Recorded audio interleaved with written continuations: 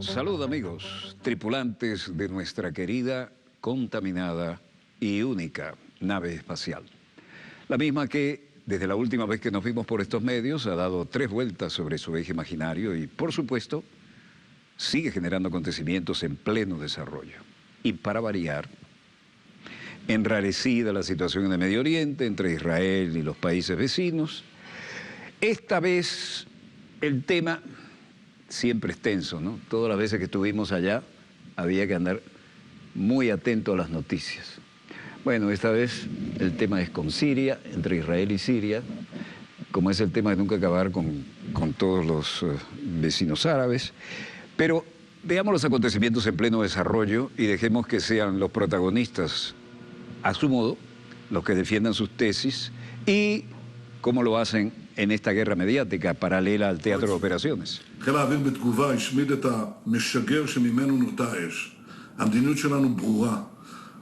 Hace poco tiempo, dice el Bibi, el ejército sirio intentó golpear un avión israelí, no tuvo éxito. La Fuerza Aérea en respuesta destruyó el lanzador desde el que se disparó el ataque, presumo que son misiles, ¿no?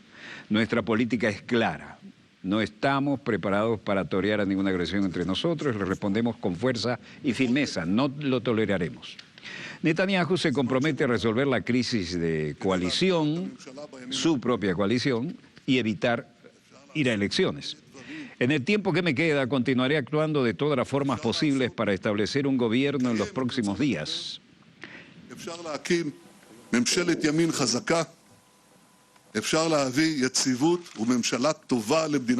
Se puede hacer mucho en 48 horas y se pueden respetar los deseos de los votantes. Se puede establecer un gobierno de derecha fuerte.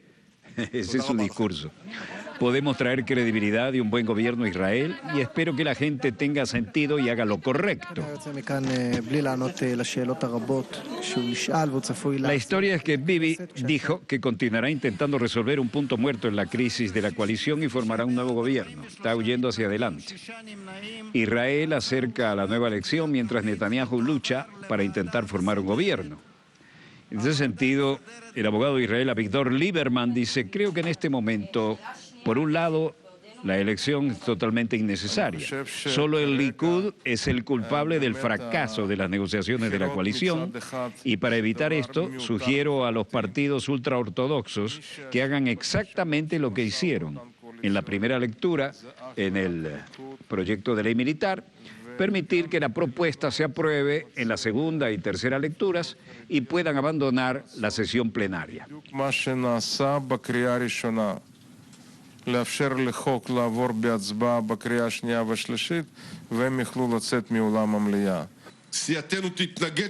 Este hombre ha hecho un carrerón político, ¿no? Después de haber sido el que daba los puñetazos a los borrachitos en una discoteca en Moscú. Se adaptó inmediatamente.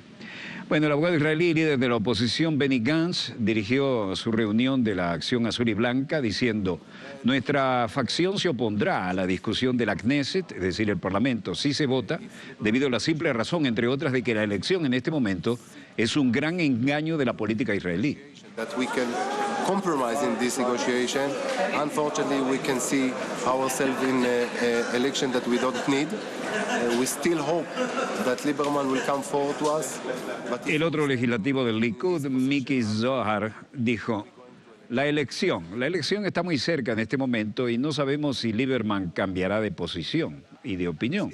Si no va a sentarse con nosotros a una verdadera negociación que podamos transigir, negociando, desafortunadamente podemos hacerlo. No vemos en una elección lo que realmente necesitamos. Todavía esperamos que Lieberman se nos presente, pero si él se mantiene en su posición, desafortunadamente no hay acuerdo y vamos a elecciones. Benjamin Netanyahu dice que está haciendo el esfuerzo final para evitar la elección en un video publicado en Twitter y que estamos viendo. Dijo que es la reunión de gabinete que en lugar de la historia y de las escuchas de la coalición hay que ir a la realidad y se puede resolver. Los ministros comentan y la realidad está tensa, ¿no? Aquí lo vemos en una declaración. A paso ligero es cuando no quiero preguntas, ¿no? Es el idioma corporal en la situación de crisis, lo hemos visto muchas veces. Y no mirar las cámaras, leer los papeles y mirar solamente a los compañeros es lo mismo. Vean las caras, todos tensos, ¿eh? Estoy haciendo un esfuerzo final para formar un gobierno de derecha e impedir una elección innecesaria. He presentado una sugerencia para una solución a los socios, basada en los principios determinados por el ejército, los datos determinados también por la realidad a la que nos obligan. והגיע הזמן באמת שנרכיב את הממשלה. יש גם סיבה שזה לא יורכב בסך הכל הסוגיה של חוק הגיוס, כולנו מסכימים אליה. כן הצבעת לגדעון סער, לא הצבעת לגדעון סער, תוכלי להביא לנו... אין כאן שום חילוקי דעות, את מה שאמרתי, כולל... אני לא יודע מי מונע, מי לא מונע. יש עקרונות, כל אחד עובד לפי העקרונות. אז מה שמונע עכשיו זה רק העניין של הגיוס? זה בעצם Quieren, pero si no quieren canalizar esto en una dirección específica. Es lamentable, no creo que el país deba ser arrastrado a otra elección. Es una opinión mayoritaria, ¿no? Arriesgan mucho en realidad.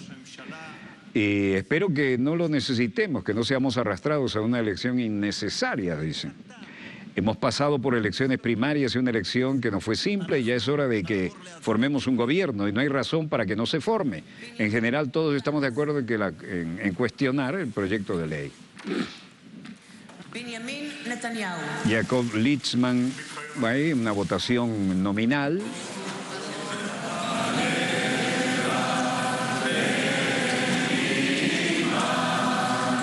Himno nacional.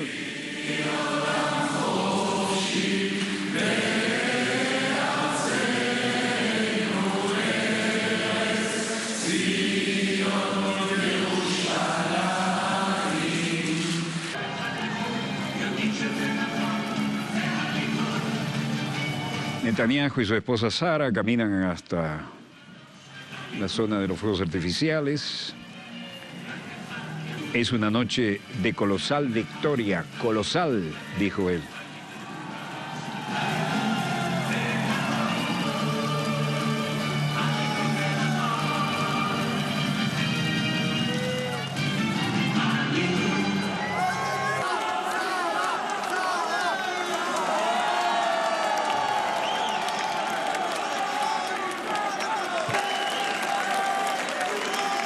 זה לילה של ניצחון אדיר, אדיר.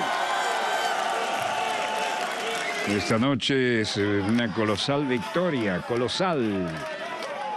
Bueno, la gente festeja a su manera. Los israelíes protestaron por los movimientos para otorgar inmunidad a Netanyahu y limitar la Corte Suprema.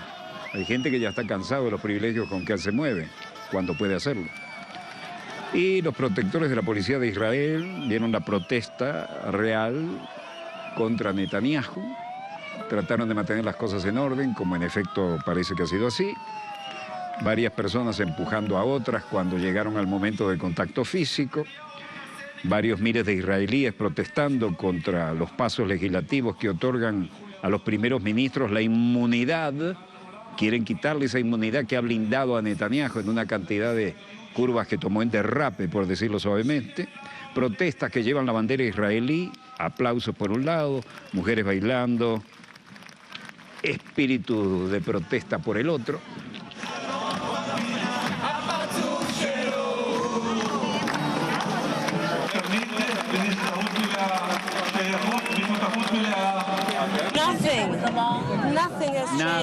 Nada ha cambiado. Esto nos hace sentir muy frustrados, pero aún estamos luchando, todavía estamos luchando.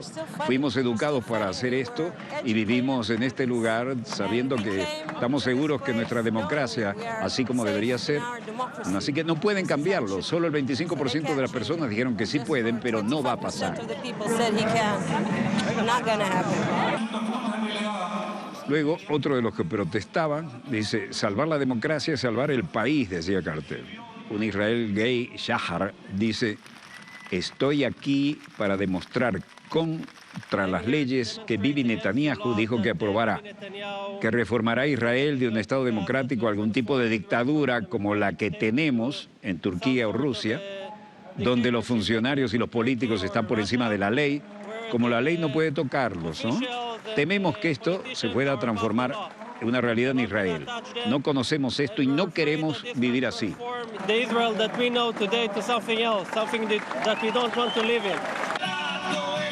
Los músicos alimentando la protesta y el hebreo, el lema es una nación, una ley. Miles de israelíes protestaron el sábado contra los pasos legislativos que podrían otorgar inmunidad al Bibi. Mientras tanto, la agencia estadounidense que ayuda a los palestinos rechazan todo intento de Estados Unidos de cambiar su mandato. El jefe de la agencia UNRWA, es decir, de las Naciones Unidas para los Refugiados Palestinos, Pierre Brahenbuhl, hablando con los reporteros, y dice, el mando no es una cuestión que aborden uno o dos estados miembros individuales en la Asamblea General. Esto es un asunto de toda la Asamblea General. De modo que es una pregunta que está anclada allí y que los refugiados palestinos deben recordar que el mandato está protegido por la Asamblea General de la ONU. Y por supuesto, nos comprometemos con los Estados miembros para garantizar lo que esperamos sea una renovación segura de ese mandato. Y aquí, en la ciudad de Gaza, centros de distribución de alimentos, trabajadores mueven bolsas de trigo, alimentos en general, para hacer frente a la siempre difícil situación de los palestinos. Y una mujer sentada en la parte posterior de transporte de la carretera, llevando lo que puede a su casa. Los palestinos dicen que no fueron consultados sobre la conferencia económica liderada por Estados Unidos. Y el primer ministro de Palestina, Mohammad Shtayyeh, dice, la administración estadounidense anunció que habrá un taller el próximo mes para la situación económica y de inversión en la región, incluida Palestina. Como siempre pasó, el acuerdo del siglo, el gabinete destaca que cualquier solución al conflicto político depende de poner fin a la ocupación y lograr los derechos nacionales del pueblo palestino, expresados al establecer un Estado independiente, soberano y viable en la frontera de 1967, con Jerusalén como su capital. Bueno, Donald Trump con Mahmoud Abbas, salas de conferencia del Palacio Presidencial, Ramallah, margen occidental.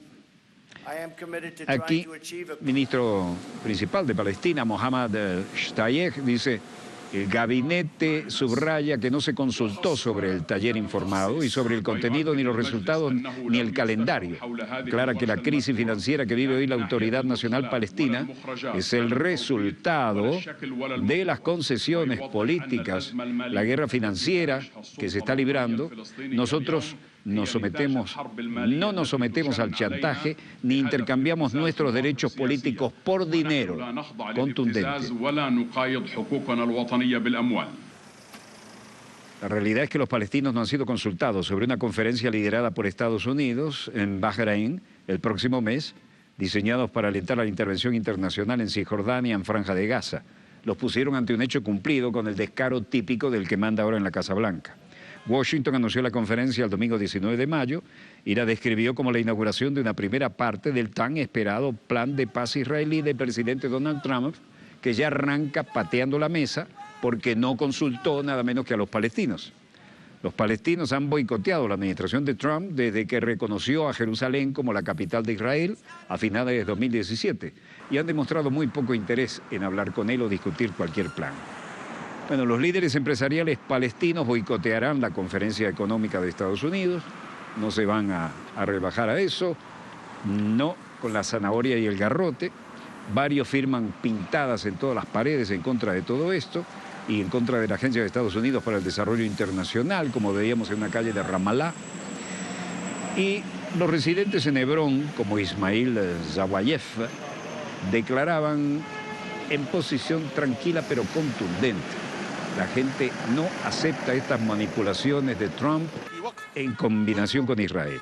Cuando se declaró el Balfour, de acuerdo a Balfour, no hubo una buena comunicación entre las personas y la cultura de la constancia entre las personas. Creo que este acuerdo no va a pasar como la declaración Balfour. Ese fue el momento terrible, ¿no? Cuando partieron Palestina como les dio la gana. Esto es lo que estoy esperando y esta es mi esperanza. Tener esperanza en mi pueblo, su firmeza, su sacrificio y su paciencia. Ciudad Vieja de Hebrón, exteriores históricos. Veremos a la juventud en los establecimientos, en la construcción. Los jóvenes, el grupo de acuerdos, un vocero aquí, Isa Amro, dice: el liderazgo palestino y el pueblo palestino están desatados al rechazar el acuerdo del siglo, como le llamó Trump. Es el acuerdo de... Bueno, unidos para comprender que la paz no puede ser económica sino política. Los palestinos rechazamos cualquier tipo de dictamen al pueblo palestino sin terminar con la ocupación ilegal de Israel y dar a los palestinos su responsabilidad, plena libertad sobre su tierra y sus derechos. Así no habrá paz. Y luego, Palestina invitado a la Conferencia Económica de Estados Unidos, led en Bahrein, dice: ¿cómo pueden esperar que la gente invierta en Palestina si no tienen acceso, si no tienen el control, si no tienen un marco legal, el entorno empresarial para proteger un negocio? Es un tema muy básico y se debe a la ocupación ilegal que hay en Palestina. Otro hombre de negocios, Bahram, dice: recibí una invitación, pero no iré a esa conferencia organizada por Estados Unidos y de esa forma. Periodista le dice: ¿por qué? Bueno, debido a que es una conferencia política, no es una conferencia de negocios, no es para el sector privado, no está relacionado. Dicen que es una conferencia económica y que van a ayudar a la economía palestina. Por favor, desafortunadamente eso no es cierto. Es una conferencia política pura y nada más que política. Está relacionado con alguna causa palestina y están tratando de evitar nuestros principales problemas porque no los quieren solucionar. Ministro palestino de Desarrollo Social, Ahmed Madalani, en su oficina: nosotros como palestinos no hemos sido consultados sobre esta reunión ni coordinados con nosotros. Y de allí nuestra posición y principio de no participar, no ser parte del proyecto de los Estados Unidos. No participaremos como palestinos, incluido el sector privado. لن نشارك كفلسطينيين بما في ذلك القطاع الخاص. Luego habla con un reportero, el director del Centro Palestino para la Investigación Política y las Encuestas, Jalil Shikagi, dijo: la percepción prevalente ante la gran mayoría de la población palestina es que el plan estadounidense no satisfará ninguna de las necesidades más vitales del pueblo palestino. Y luego, un residente de Gaza, Abdel Latif Abu Abdou, dice: volvemos al plan Balfour, ¿no? Aquel histórico robo. Rechazamos la promesa de Balfour, rechazamos el acuerdo del siglo, rechazamos cualquier acuerdo y cualquier acuerdo contra el pueblo palestino que no sea el regreso de nuestros refugiados, el derecho del retorno de los refugiados, la libertad de los presos y las fronteras de 1967, y Jerusalén como capital eterna de Palestina, Abu Bis como la capital, y rechazamos cualquier otro acuerdo. No aceptamos nada menos que eso. En el mercado, líderes empresariales palestinos rechazaron los planes de Estados Unidos para una conferencia económica en Bahrein, que se ha convertido en la punta de lanza del plan de paz para el Medio Oriente del presidente Donald Trump, que cree que se las sabe todas y aquí se ha estrellado con una realidad de la que es un ignorante. Duque dice que Colombia y Perú se enfrentan a la peor crisis migratoria de América Latina en la historia reciente. Vaya hipocresía. El presidente de Colombia, el babyface Iván Duque, se reunió con la contraparte peruana, Martín Vizcarra, durante la visita oficial a Lima. Y Duque sigue siendo un cara dura y los otros no se quedan atrás.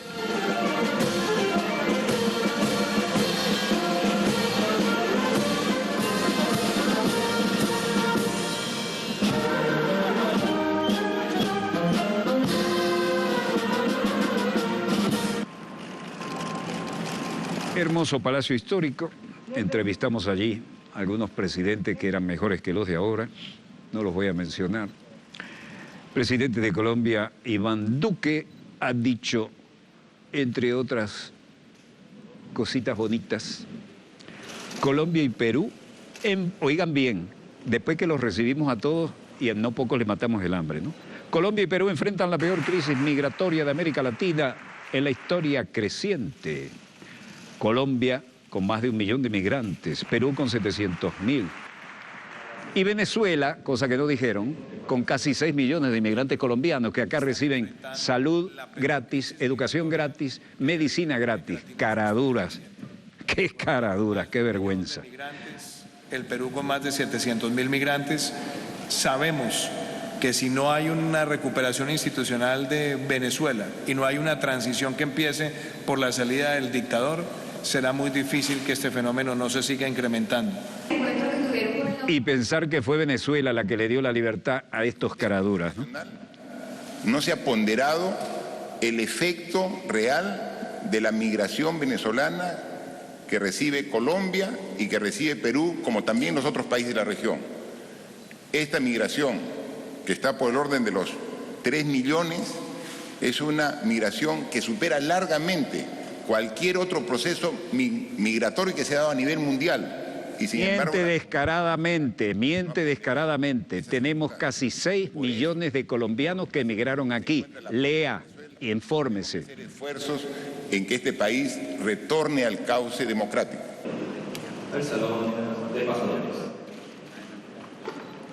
Es indignante. Ustedes habrán visto que muerden la mano que les dio de comer. 2 días, aquí está la periodista Madeleine Fernández, que estuvo en García, que estuvo en Perú acompañando la repatriación de 89 hermanos y hermanas venezolanos que habían sido sometidos a tratos crueles e inhumanos. Son desgarradores los testimonios que registró Madeleine en su excelente reportaje. Personas que fueron sometidos a trabajo esclavo, personas que fueron llevados a zonas inhóspitas y remotas. Yo vi un testimonio que me conmovió de una maestra de escuela, mi madre es maestra de escuela, que fue llevada a trabajar en una escuela y los padres peruanos de los niños de esa escuela protestaron porque no podía una venezolana darle clases a sus hijos peruanos. Un niño de 8 años fue maltratado, agredido, porque esa es la campaña mediática brutal dirigida desde el cartel de Lima, dirigida de los gobiernos de Colombia, de Perú, de Brasil, de Estados Unidos, de Norteamérica, para tratar de doblegar la voluntad, el brío que este pueblo bolivariano, que este pueblo venezolano tiene, y se ensañan con las venezolanas y venezolanos, que muchas veces llamados por los cantos de sirenas de estas fake news, de estas falsas noticias, que les prometen el oro y el moro cuando se vayan a Perú, o cuando se vayan a Colombia, o cuando se vayan a Ecuador, y cuando llegan allá se encuentran con la dura realidad de que a mujeres venezolanas han tratado de incitarlas para que trabajen como prostitutas en esos países, para que realicen trabajos esclavos, para que tengan que estar en las calles en un clima inclemente, y no hay absolutamente ninguna intención de protección por parte de ese gobierno. Como son más de 750 fake news que han salido, del 2 de marzo al 28 de agosto, más de 750 falsas noticias sobre el tema de migración de venezolanos. Solo en el mes de agosto, 187 noticias. Pero ninguna de esas 750 falsas noticias sobre la migración habla o ha hablado de la migración de colombianos, de ecuatorianos, de peruanos hacia Venezuela. Nosotros sí vamos a hablar de eso, para decir la verdad en números. Miren, en Venezuela, para que todos los medios de comunicación internacionales pues se enteren, porque pareciera que jamás se han enterado de eso, viven 5.600.000 colombianos que vinieron a Venezuela huyendo del paramilitarismo, huyendo del hambre, huyendo de la violencia, del narcotráfico, de los asesinatos en masa, de las fosas comunes, huyendo de los Uribes, de los Duques, de los Santos. Se vinieron para Venezuela. Y aquí fueron acogidos como hermanos y como hermanas. 400.000 ecuatorianos huyendo también de la pobreza, de la miseria, del hambre, viven en Venezuela.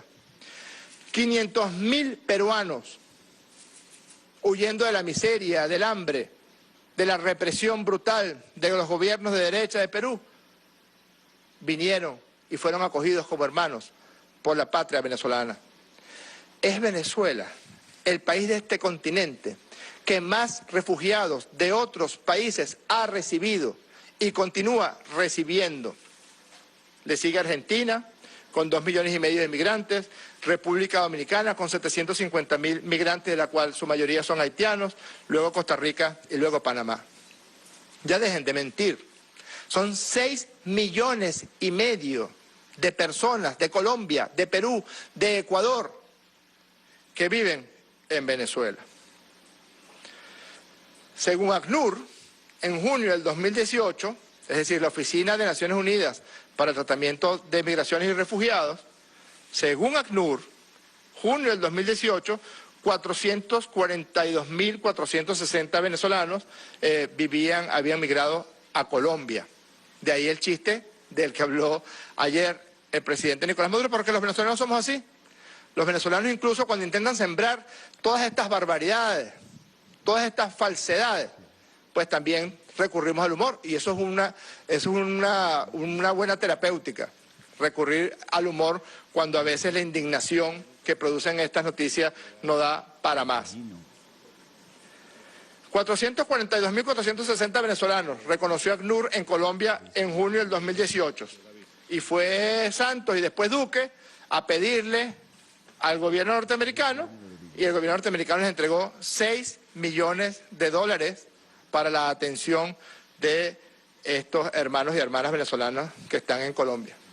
Y les decimos, en nombre del presidente Nicolás Maduro, a todos y a todos, vénganse, o hagan los preparativos para que puedan volver e incorporarse a este programa de recuperación, que los incluye a ustedes también, y del cual se están ya notando noticias positivas a diario. Pues bien, 6,5 millones de colombianos y colombianas, ecuatorianos y peruanos. Miren algunos números, algunos pocos ejemplos para no extendernos demasiado. El 20% de todas las viviendas de la Gran Misión Vivienda de Venezuela, al menos el 20%, algunos años ha llegado al 28%, de todas las viviendas de la Gran Misión Vivienda de Venezuela son entregadas a colombianos. Preguntémonos, ¿cuántos venezolanos y venezolanas han recibido viviendas en el momento en que han migrado hacia Colombia, a Perú, a Ecuador? ¿Recuerdan al ex vicepresidente de Colombia llamando venecos? Estas viviendas no son para los venecos, pues el 20% de las viviendas que entrega la Gran Misión Vivienda de Venezuela se le entregan a colombianas y a colombianos que vinieron huyendo de usted, Vargas Lleras, de usted, Juan Manuel Santos, de usted, Duque, de usted, Álvaro Uribe, de ustedes, paramilitares, narcotraficantes, asesinos. 438.110 viviendas. ¿Cuánto cuesta una vivienda en Colombia? De 75 metros cuadrados, con 3 habitaciones, 2 baños. ¿Cuánto cuesta? Multipliquen 438.110 por lo que cuesta esa vivienda en Colombia. El gobierno del presidente Nicolás Maduro distribuye todos los meses 6 millones de cajas CLAP, que es llevarle el mercado a la puerta de la casa a 6 millones de familias. De esos 6 millones de cajas CLAP que se distribuyen mensualmente, al menos 1 millón se le entregan a familias de colombianas, colombianos, de peruanos y de ecuatorianos. Al menos 1 millón de cajas. Eso representa unos 25 millones de dólares al mes y representa unos 300 millones de dólares al año. Recuerden el numerito de los gringos, 6 millones de dólares. Pura mentira. Pura mentira. Solamente por CLAP, el gobierno bolivariano entrega a las familias de colombianos, de ecuatorianos y de peruanos 300 millones de dólares al año por concepto de CLAP. Y una preguntita para CNN, para Venevisión, para Globovisión, para la BBC, para Reuters, para The Washington Post, para El Tiempo de Bogotá. Si es verdad que hay una horrible crisis humanitaria en Venezuela, medicina basada en la evidencia, que es digamos, el tono académico en el que yo me formé. Medicina basada en la evidencia. Si es verdad que hay una terrible crisis humanitaria, ¿por qué los colombianos no se han ido para Colombia? ¿Por qué siguen aquí? ¿Por qué todavía tenemos 6,5 millones de colombianos, ecuatorianos y peruanos viviendo en Venezuela? ¿Cuántos de los que han migrado a Colombia, a Ecuador y a Perú no son hermanas y hermanos colombianos que más bien se han repatriado a sus países de origen, pero no en el número que pareciera preferir quedarse en Venezuela? Además, tenemos noticias de que muchos colombianos y colombianas que se fueron a Colombia se están regresando porque sigue el sometimiento al trabajo esclavo, sigue la violencia enseñoreada en muchas zonas de Colombia. Números, verdades para la BBC, para The Washington Post, para CNN, podrían hacer un reportaje. Verdades. En los estados Apure, Amazonas, Táchira y Zulia, solamente entre enero y junio del 2018, ojo, no me estoy refiriendo a los 6,5 millones de colombianas, colombianos, ecuatorianos y peruanos que viven en Venezuela. No, me refiero a colombianos que viven en nuestras fronteras con Apure, Amazonas, Táchira y Zulia, que atraviesan para recibir atención médica gratuita en el sistema Barrio Adentro y en los hospitales venezolanos. Solamente entre enero y junio, 29.507 consultas médicas en los estados Apure, Amazonas, Táchira y Zulia de colombianos. 306 intervenciones quirúrgicas. ¿Ustedes saben cuánto cuesta una consulta médica en Colombia? Porque allá no hay salud gratuita para nadie. La más barata, $30. La más barata. Es decir, una consulta médica general no especializada. 306 intervenciones quirúrgicas. 2.652 consultas oftalmológicas. Los atendemos, los operamos de las cataratas. Les entregamos los lentes de corrección. 6.606 consultas odontológicas, solamente en Amazonas, Apure, Táchira y Zulia, en los puestos de salud fronterizos con esos estados. Yo fui médico rural en Maroa, estado de Amazonas, en el Alto Guainía. Al frente era Colombia, está Colombia. ¿Ustedes saben cuántas veces visitaba el médico colombiano a las poblaciones indígenas de esa zona? Ni una vez, nunca había ido un médico. Y los médicos venezolanos atendíamos indistintamente, como se hace ahora, mucho más, a los hermanos y hermanas colombianos. Miren este mapa. Debe ser que nuestros hermanos colombianos son masoquistas. Miren, aquí está Cúcuta. Son 175 kilómetros entre Cúcuta y el modernísimo Hospital de El Vigía, que acaba de inaugurar nuestro presidente Nicolás Maduro en el mes de mayo de este año 2018. Los masoquistas, hermanos y hermanas colombianos masoquistas, viajan 3 horas y media desde Cúcuta hasta el Hospital del Vigía para ser atendidos de manera gratuita. El 15% de todas las consultas del Hospital del Vigía son de colombianos, no que viven en Venezuela, no. Son de colombianos que vienen de Colombia, recorren casi 4 horas de carretera para ser atendidos en el Hospital del Vigía. Ya dejen de mentir. Esto es la verdad. Váyanse para el Vigía, ustedes periodistas acuciosos, y pregunten cuántas intervenciones quirúrgicas. El 10% de todos los partos del Hospital del Vigía son de gente que viene de Cúcuta, porque no tienen cómo pagar un parto en Cúcuta, porque no tienen los seguros autoadministrados que tienen ellos, que cuestan una cantidad importante de dinero, porque no tienen cómo pagar intervenciones quirúrgicas. ¿Quieren más números de crisis humanitarias? Miren este número.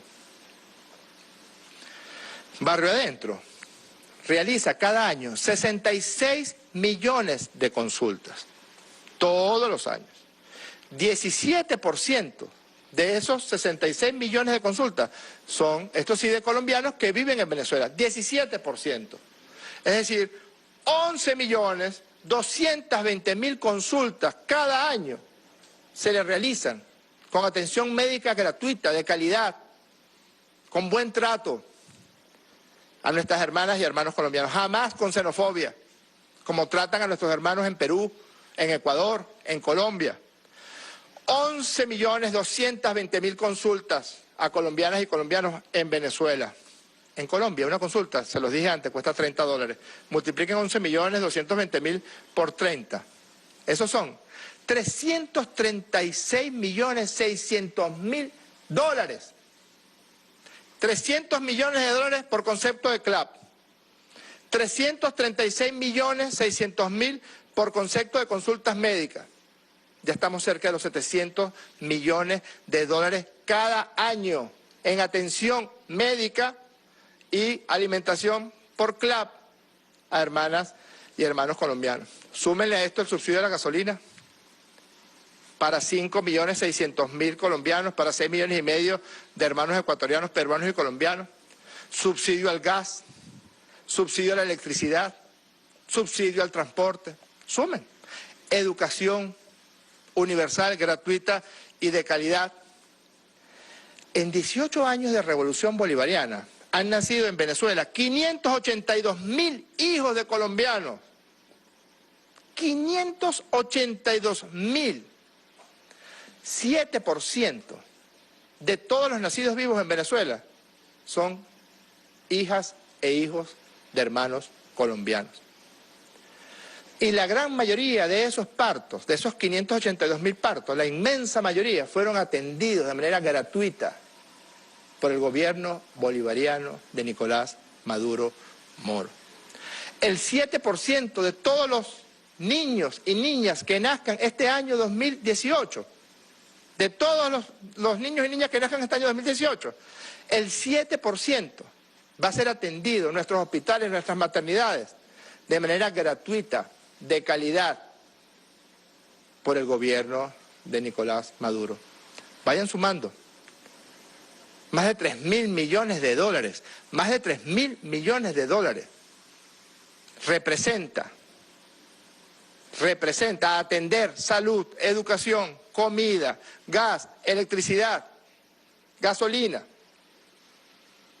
para los más de 6,5 millones de migrantes colombianos, ecuatorianos y peruanos que están en Venezuela. Miren, esta es una reseña de prensa del 26 de mayo del 2015, donde ACNUR señala que Venezuela es un país garante de tratados internacionales y recibe el reconocimiento de ACNUR sobre esa materia. Y en octubre del 17, octubre 31 de 2017, el delegado de la Oficina de Naciones Unidas para el Tratamiento de Refugiados señaló: ACNUR reconoce la labor que ha hecho Venezuela en esta materia, en la materia de refugiados, especialmente con los miles de colombianos que han llegado a esta nación. Queremos reforzar este trabajo. No son miles, son millones. 6,5 millones, por lo menos, de los que están en una situación legal dentro del territorio venezolano.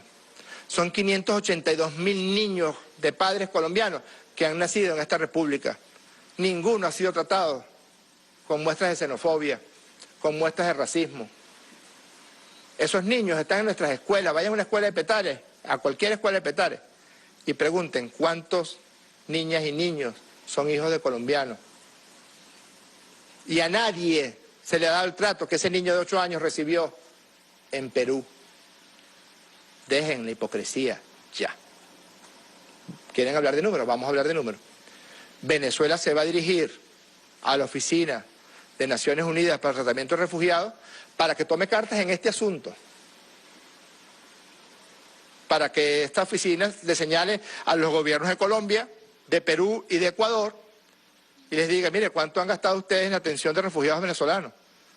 Y Venezuela les diga cuántos miles de millones de dólares todos los años dispone para atender de manera digna a los 6,5 millones de refugiados que solamente vienen de 3 países.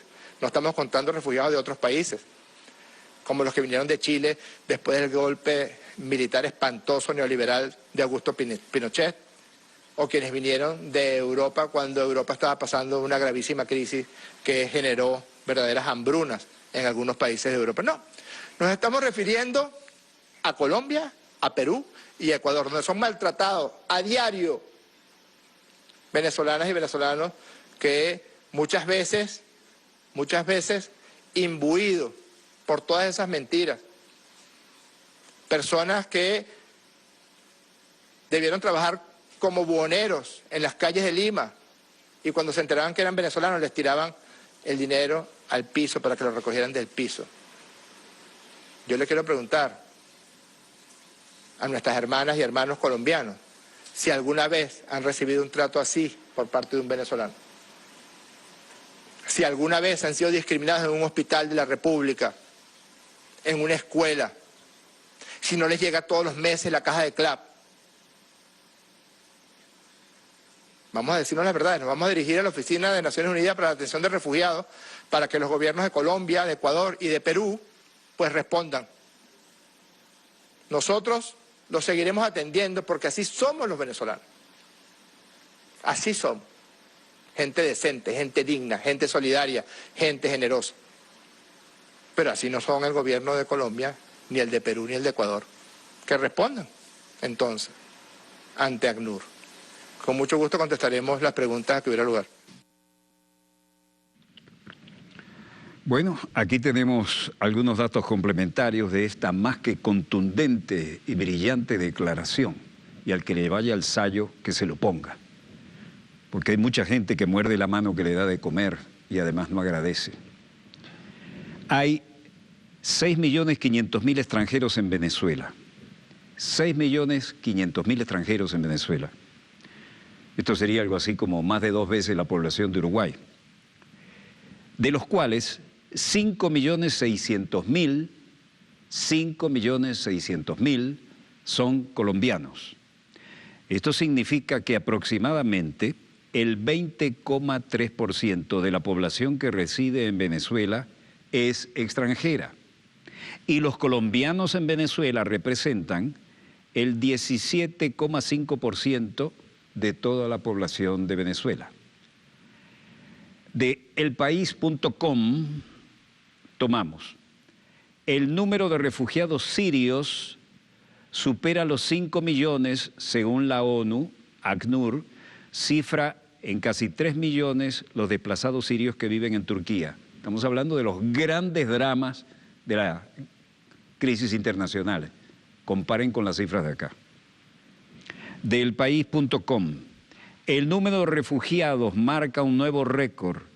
25,4 millones las personas que abandonaron sus hogares de manera forzosa y ya son 68,5 millones, 2,9 millones más que en 2016. Colombia encabeza un año más la lista con 7.700.000 desplazados internos. Se ve que viven muy bien. El trabajo de Adriana González Gil de Colombia, denominado El desplazamiento forzado interno en Colombia a la migración transfronteriza hacia Ecuador, y dice, comillas, las imágenes del pueblos fantasmas y el repoblamiento de localidades desoladas son los dos extremos de la dinámica de la movilidad poblacional de Colombia. Así, el incremento del desplazamiento derivó también en cambios sociodemográficos significativos. En 2002, el 90% de los municipios colombianos tuvo desplazamientos, poniendo en evidencia la extensión del conflicto colombiano hacia lugares que no habían sufrido su impacto directo en el pasado reciente. Esto supuso una significativa disminución de la población en por lo menos 152 municipios y un crecimiento atípico de la misma en 124. 124 municipios con un crecimiento atípico, consecuencia de todo el desastre humanitario que tienen. Esto significa que el 25% de los municipios del país, Colombia, es decir, 276, se vieron abocados a procesos de reordenamiento social y demográfico forzados por la dinámica de la guerra. Forzados por la dinámica de la guerra. El portal venezolano Misión Verdad, tomado y comentado por Telesur, revela que, comillas, manipuladas las cifras hacen considerar a cualquiera que consuma incrédulamente las cápsulas informativas de la mediática internacional sobre las condiciones de estabilidad en el país.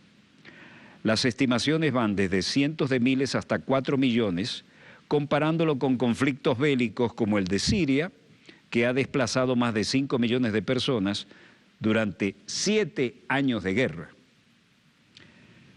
Del descrito de María Fernanda Barreto, un escrito muy interesante del portal Misión Verdad titulado, comillas, 5 personas en el último informe de Colombia sobre la migración venezolana. Un testimonio, transcribimos. El número de personas venezolanas que residían en el país vecino hasta el 30 de septiembre de este año es exactamente igual a la sumatoria de los venezolanos y venezolanas que, según este mismo documento, se han mudado a Colombia desde 1991. 1.032.016. La Misión Verdad revela que son 32.016. 32.016 venezolanos en Colombia. Ya hemos oído al ministro de Información y Comunicación de Venezuela con las contundentes y reales cifras, absolutamente imposible de desmentir, desde Colombia a Venesur, por paramilitares que hacen, los cortan vivos o los matan. Esa es la cotidianidad en Colombia en esas zonas. Y luego los cortan en las famosas casas de pique. Nadie niega su existencia. Eso es inhumano al extremo. Es decir, parece que volviéramos a la época de las cavernas. Casas de pique, casas dedicadas a cortar cadáveres, descuartizar personas incluso en vivo. Con la fosa común, oigan bien, la fosa común, la Segunda Guerra y todos esos conflictos se hablaba de fosas comunes. Pues la fosa común más grande del mundo está en Colombia, está en Medellín. Y los militares represores, quienes fabricaron los famosos falsos positivos, también pasaron por allí. Bueno, ¿qué hacemos ahora, señor coordinador? Porque esto es muy emocionante. Bueno, tenemos a la vista el Bravo Eco 11, nuestro buque escuela, el 31º crucero de instrucción al exterior Caribe 2019. Buque escuela Simón Bolívar Bravo Eco 11, nuestro embajador sin fronteras. El domingo 26 de mayo de 2019 zarpó desde el muelle Olimpia Medina del puerto de Cienfuegos de la República de Cuba hacia el puerto Bluefields de la República de Nicaragua, donde estima arribar el domingo 2 de junio, navegando a vela en posición geográfica latitud 20 grados 46 minutos 9 minutos norte y longitud 81 grados 25 minutos 7 segundos oeste, al rumbo verdadero 185 grados, velocidad de 3 nudos. Como ustedes saben, como buque escuela hay actividades permanentes, físicas y académicas. En las académicas se impartió instrucción al personal de cadetes sobre cálculos náuticos, artes marineras y rol de abandono, es decir, cómo abandonar el buque en una emergencia. Actividades sociales y recreativas. Se efectuó acondicionamiento físico a todo el personal para fortalecer el espíritu y la moral. Condiciones climáticas. Se observaron áreas con nubosidad dispersas y precipitaciones aisladas. Vientos del este con intensidad de hasta 15 nudos. Mar, marejada con olas de hasta 1,5 metros.